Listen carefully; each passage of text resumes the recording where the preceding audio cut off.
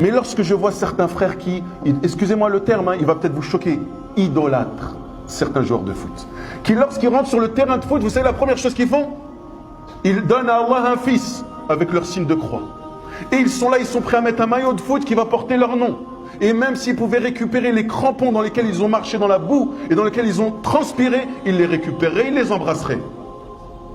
Et c'est une réalité, faut pas se voiler la face.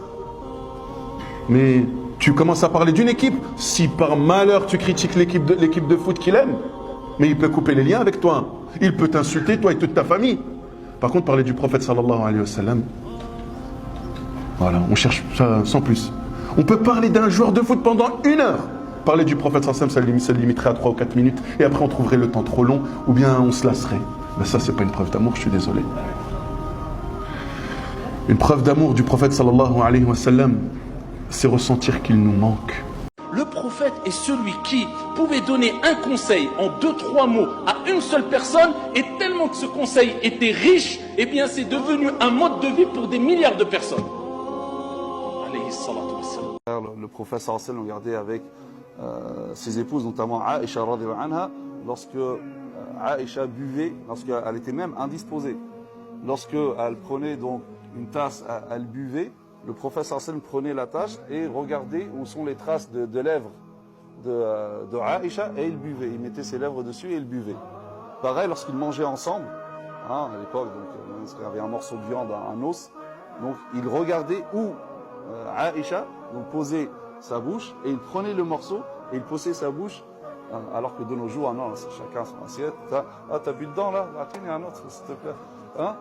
Ça, c'était, regardez, des gestes comme ça, affectifs, qui prouvent qu'il y a en islam aussi le côté romantique. Ainsi que toi, ma soeur, prie sur le prophète sallam pour qu'Allah dissipe tes soucis.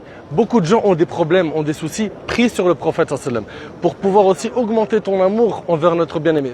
Il faut savoir aussi que dans un hadith, le prophète sallam nous a enseigné que le meilleur jour, c'est le vendredi. C'est le jour où Allah subhanahu wa ta'ala a créé Adam, c'est le jour où il est rentré au paradis, c'est le jour où il est sorti, c'est le jour où aura lieu le jugement dernier.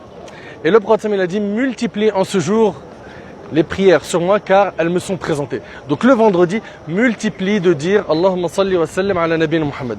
Et je finis avec un hadith, le prophète alayhi sallam, il a dit, quiconque prie sur moi 10 fois le matin et 10 fois le soir, j'intercéderai en sa faveur le jour du jugement. Si tu veux que le Nabi sallam intercède pour toi le jour du jugement, il va venir prendre ta défense au al-Qiyamah, prie sur lui 10 fois le matin, 10 fois le soir, le matin 10 fois après le Fajr, jusqu'au lever du soleil, dit Allahumma salli wa sallim ala nabiyina Muhammad, pareil de Asr au Maghrib. Alors oui, Mohammed alayhi salatu wa salam est mort.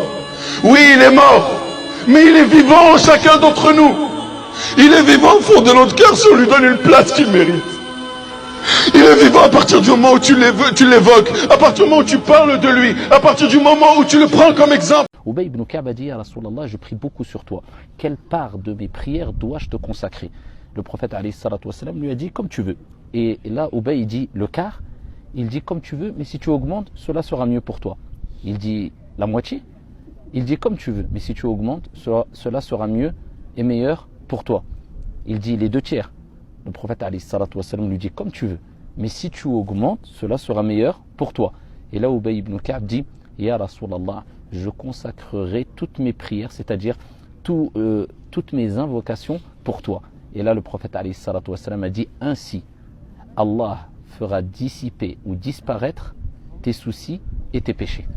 Et cela nous rappelle que le fait d'invoquer de façon générale, c'est très important pour soi, pour autrui.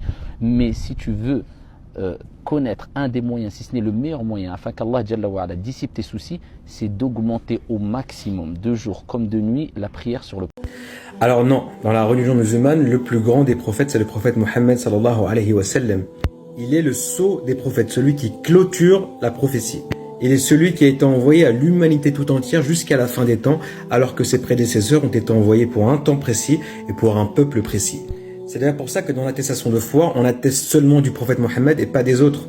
Parce qu'en réalité, le prophète Mohammed englobe tous les autres. Lorsqu'on reconnaît le prophète Mohammed, on reconnaît de facto tous les prophètes antérieurs. Quant à Sayyidina Isa, il ne reviendra pas à la fin des temps en tant que prophète. Il reviendra en tant que saint, en tant que wali d'Allah.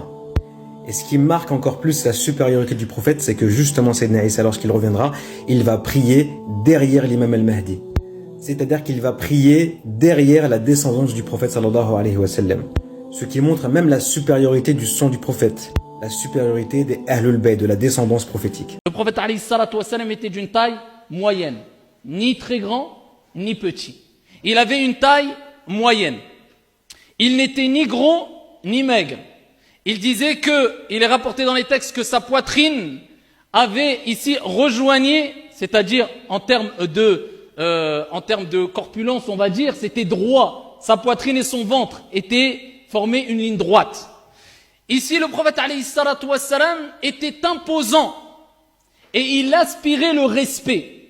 Le prophète alayhi salatu wassalam, bien sûr, était doté d'une grande modestie, mais il restait imposant. C'était une personne qui était forte.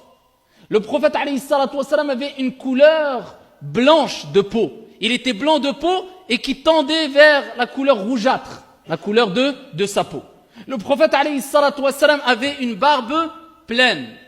Et le prophète alayhi salatu wassalam avait des cheveux d'un noir intense. Ses cheveux n'étaient ni lisses, ni frisés. Certains rapportent qu'ils étaient un peu ondulés. Ils arrivaient jusque la hauteur de ses lobes ou des lobes de ses oreilles, alayhi salatu wassalam. Et dans d'autres textes, il est rapporté que quelquefois, ils allaient jusque ses épaules, sallallahu alayhi wa sallam. Il avait des yeux de couleur noire et assez large. Il avait de grands yeux, de beaux yeux et d'une couleur noire intense. Il avait des cils qui étaient fournis et des sourcils qui étaient fins. Et ils étaient rapprochés, mais il y avait quand même une séparation entre ces deux cils, alayhi salatu wassalam. Lors de sa mort, il est rapporté qu'il n'avait pas plus de 20 poils blancs, car les poils blancs, d'après un texte, seront lumière au jour de la résurrection. Et c'est pour ça qu'il nous est demandé de ne pas enlever les poils blancs.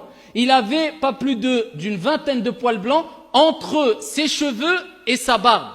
Et il est rapporté qu'il avait plus de poils blancs au niveau des tempes et en dessous de la lèvre inférieure, alayhi salatu wassalam. Il avait l'habitude de marcher vite, à tel point que quand il marchait, on avait l'impression qu'il descendait d'une pente, sallallahu alayhi wa sallam. Et le prophète alayhi salatu wassalam, quand ici Al-Bara ibn Azib a décrit le prophète alayhi salatu wassalam, a dit: je n'ai jamais vu un visage plus beau que le prophète alayhi salatu wassalam, et une personne qui avait une prestance aussi noble et aussi belle que celle du prophète Mohammed alayhi salatu wassalam. Al-Bara ibn Azib a été interrogé sur le visage du prophète alayhi salatu wassalam. Et ils lui ont dit: est-ce qu'il était tel l'épée, aussi éclatant que as-sayf, l'épée? Il a dit non, plutôt aussi éclatant que la pleine lune. Alayhi salatu wassalam. Et ici,